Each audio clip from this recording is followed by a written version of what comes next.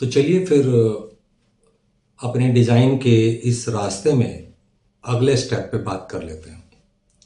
पिछले हिस्से पे हमने बात की थी कि कलर्स के नेचर क्या होते हैं, और मैंने आपको बताया था कि जब हम डिज़ाइन बनाएंगे तो उन कलर्स के नेचर को उसके अंदर यूज़ करना पड़ता है। इसलिए उस चीज़ की नॉलेज हमारे पास होनी चाहिए। कलर की लुक एंड फील जो है वो उस नेचर को एक्सप्रेस करता है किसी भी डिज़ाइन के ऊपर, चाहे वो कॉस्ट्यूम में हो, चाहे प्रोडक्ट हो, चाहे वो वाइट वॉश हो, कुछ भी हो। तो वो जो सब चीज़ें हैं वो इसके अंदर जाती है।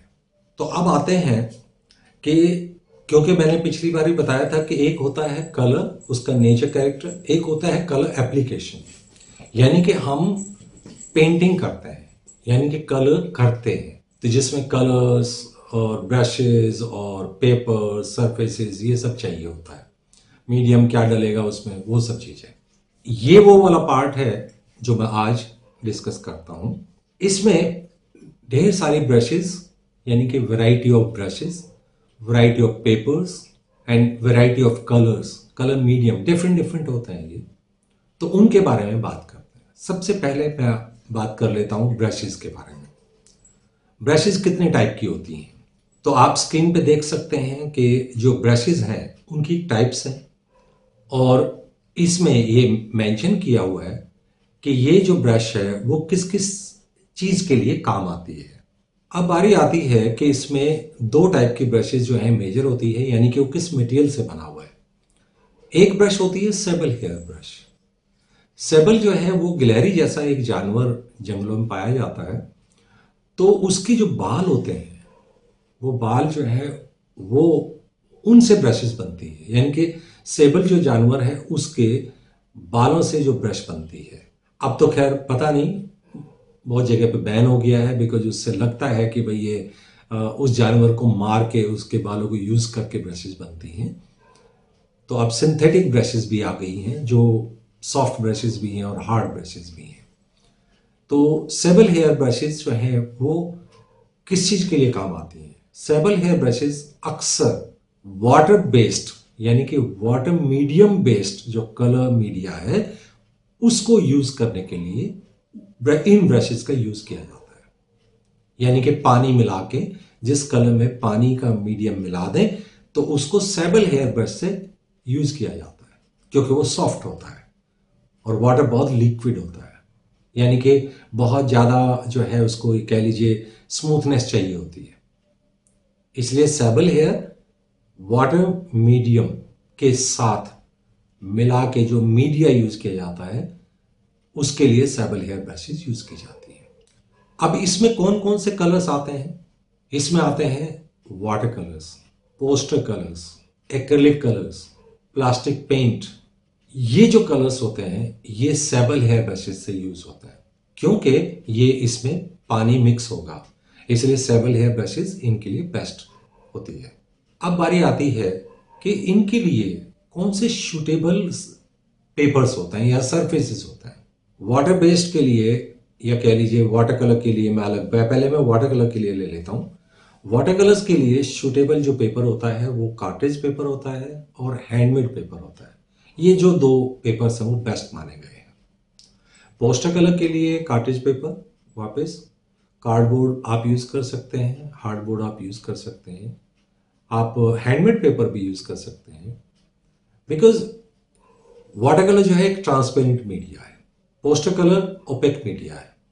ट्रांसपेरेंसी वाटर कलर में है और ट्रांसपेरेंसी पोस्टर कलर में नहीं है, लेकिन मीडियम क्योंकि पानी है इसलिए उसके लिए पेपर भी उसी तरीके से होता है। पतला पेपर करेंगे उसके अंदर बल्जिंग आ जाती है, उतार चढ़ाव आ जाते हैं, गड्ढे से हो जाते हैं, तो थोड़ी सी थिकनेस चाहिए होती है, क्योंकि वाटर जो है वो पेपर को खराब करता है, पेपर को छेड़ता है।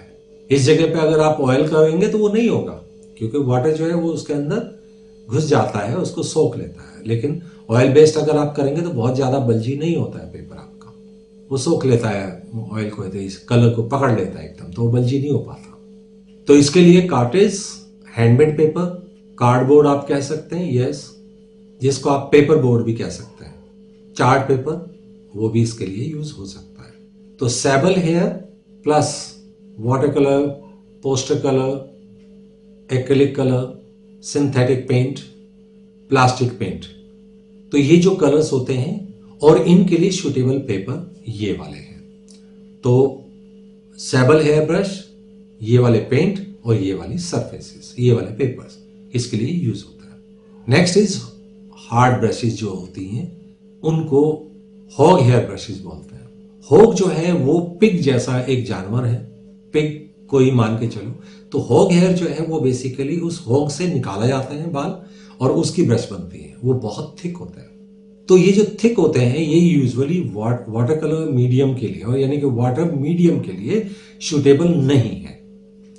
इसके लिए ऑयल कलर्स यूज किए जाते हैं ज्यादातर, जिसमें ऑयल मिक्स होता है यानी कि गाढ़ापन होता है। तो जो हार्ड ब्रशेस हैं, हॉग हेयर ब्रशेस हैं, वो ज्यादातर ऑयल कलर्स के लिए, ऑयल मीडियम कलर के लिए यूज होते हैं। तो इनके कलर्स कौन कौन से हैं? ऑयल कलर्स, इनेमल कलर्स, या फिर जो हम पेंटिंग कर लेते हैं या दरवाजों पे जो हम कर लेते हैं वार्निश। तो ये 2-3 तरीके से हम लोग हॉग हेयर ब्रशेज यूज करते हैं। यानी कि थिक हेयर वाली जो ब्रशेज हैं वो हम ऑयल बेस्ड, ऑयल मीडियम्स वाले जो मीडियाज हैं उनके लिए हम लोग यूज करते हैं। इनके लिए सरफेसेस कौन कौन सी हैं? कैनवासेस है, हार्डबोर्ड है, वॉल सरफेसेस है या वुडन सरफेसेस है। तो ये 4 सरफेसेस जो है वो हॉग हेयर के लिए है, क्योंकि ये ऑयल मीडियम डलता है इनमें और थिक होता है पेंट। तो ये सरफेसेस जो है सूटेबल है इन टाइप के कलर्स के लिए। अब एक और ऐसा कलर मीडिया मैं आपको बताऊं जो कलर मीडिया भी है और कलर मीडिया नहीं भी है। असलियत में इसको हम ड्राइंग मीडियम बोलते हैं, ड्राइंग मीडिया है ये, लेकिन हम इसको कलर की कैटेगरी में भी रखते हैं, जिनको हम बोलते हैं पेंसिल कलर्स। पेंसिल्स ड्राइंग के लिए, स्केचेस के लिए होता है। यहां पे मैं 2 चीज बोलना चाहूंगा। एक है कि जिस कलर में कोई मीडियम ना डले वो ड्राइंग मीडियम होता है, यानी कि उसका जो काम होता है वो स्केच करता है, ड्राइंग करता है, उसके लिए यूज होता है। और जिस कलर में मीडियम डलता है, चाहे वो पानी हो चाहे ऑयल हो, जो वो कलर्स होते हैं उनको हम पेंटिंग मीडिया बोलते हैं। यानी कि देखिए, आप ये देखिए कि स्केचिंग के लिए, ड्राइंग के लिए कोई मीडियम नहीं डालना होता, लेकिन कलर्स हो सकते हैं। कौन कौन सी कैटेगरी है? पेंसिल कलर्स उनमें सबसे पहले आता है, फिर पेस्टल्स आते हैं, क्रेयॉन्स जिसे बोलते हैं। तो ये जो चीज है ये आपको स्पेसिफाई करके आपको देखनी होगी कि जिसमें आप कोई भी मीडियम नहीं डालते हैं वो सारे के सारे कलर मीडियाज स्केचिंग और ड्राइंग के लिए होता है। बेशक कलर्ड है वो, लेकिन वो स्केचिंग और ड्राइंग मीडियम या मीडिया कहलाएंगे। दूसरे जिसमें मीडियम डालना पड़े, चाहे वो पानी हो चाहे ऑयल हो चाहे वो किसी और चीज में हो, तो वो पेंटिंग मीडियम होता है। तो इस तरीके से ये 2 चीजें हमारी अलग अलग की जाती हैं। तो पेंसिल कलर्स जो है हम इसको कलर मान के इनको, और उसमें हम देखते हैं क्या होता है कि जितने भी ऑल ड्राई मीडियाज हैं या ड्राई कलर मीडियाज हैं वो ड्राइंग मीडियाज हैं। सबसे पहले पेंसिल कलर्स की बात करते हैं। पेंसिल कलर क्योंकि ड्राइंग मीडिया है, इसके लिए पेपर ही यूज करना पड़ेगा। पेपर में कार्ट्रिज पेपर बेस्ट है इसके लिए, बाकी और भी कलर हो सकते हैं और भी पेपर्स हो सकते हैं, लेकिन हम लोग कार्ट्रिज पेपर को सबसे ऊपर रखते हैं क्योंकि कार्ट्रिज में हल्का सा टेक्सचर होता है। अगर किसी भी शीट के ऊपर टेक्सचर नहीं होगा तो पेंसिल जब हम काम करते हैं तो उसका जो पिगमेंट है वो अपनी वहां पे पहचान नहीं छोड़ेगा। यानी कि शीशे के ऊपर अगर आप पेंसिल चलाएंगे तो लाइन नहीं आएगी। क्यों? क्योंकि पेंसिल का जो ब्लैक एरिया है, सिक्का है, वो वहां पे घिस के अपनी लाइन नहीं बना पाया, यानी कि खुरदरापन नहीं था, इसलिए वो पेंसिल ने घिसा ही नहीं अपने आप को। तो इसलिए कार्ट्रिज जो है वो हल्का सा बहुत बारीक टेक्सचर्ड होता है, इसलिए पेंसिल उससे बहुत बढ़िया चलती है। लेकिन ज्यादा अगर टेक्सचर्ड होगा पेपर तो आपकी पेंसिल जो है वो बहुत रफ चलेगी, यानी कि लाइन डिफाइन नहीं हो पाएगी। ब्लैक और व्हाइट धब्बे धब्बे से नजर आएंगे, ब्लैक कहीं दिखाई देगा, बीच में गड्ढे व्हाइट छूटते चले जाएंगे। तो इसके लिए कार्ट्रिज शीट जो है या कार्ट्रिज पेपर जो है वो बेस्ट है।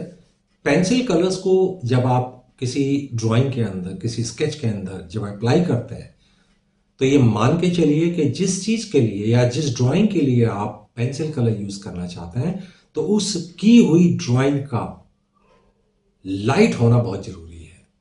यानी कि जब आप स्केच करते हैं, मान लीजिए मेरे को एक एप्पल के अंदर पेंसिल कलर से शेडिंग करनी है, तो जो एप्पल की ड्राइंग है, एप्पल का जो स्केच है, वो बहुत लाइट होना चाहिए, क्योंकि पेंसिल कलर थोड़ा सा ट्रांसपेरेंट होता है। जब आप हल्के हाथ से करेंगे तो नीचे की ड्राइंग दिखती है उसमें, और अगर नीचे की कोई चीज दिख गई तो वो पेंसिल कलर जो है वो उसको दबा नहीं पाता, और जब दबा नहीं पाता तो वो बहुत बुरा लगता है। इसलिए हल्की ड्राइंग रखिए। या मान लीजिए आप हल्की ड्राइंग नहीं कर पाते, तो पहले ड्राइंग कर लीजिए, फिर उसके बाद इरेजर से उसको हल्का कर दीजिए। यानी कि मेन जो लाइंस हैं उनको रखिए, बाकी सारी चीज मिटा दीजिए। तो पेंसिल कलर्स के लिए ये सेकंड स्टेप है कि ड्राइंग को जिसके अंदर आपको पेंसिल कलर इस्तेमाल करना है, तो वो ड्राइंग बहुत लाइट होनी चाहिए। पेंसिल कलर का तीसरा पार्ट है, पेंसिल कलर्स को लाइट प्रेशर के साथ और लाइट शेड के साथ अप्लाई करना चाहिए। यानी कि पहले क्या करना होगा, पहले हल्के हाथ से आपको फिलिंग करनी होगी, दबाना नहीं है पेंसिल कलर को। अगर आपने पेंसिल कलर को शुरू में दबा दिया तो उसके ऊपर कोई भी चीज चढ़ेगी नहीं। क्यों?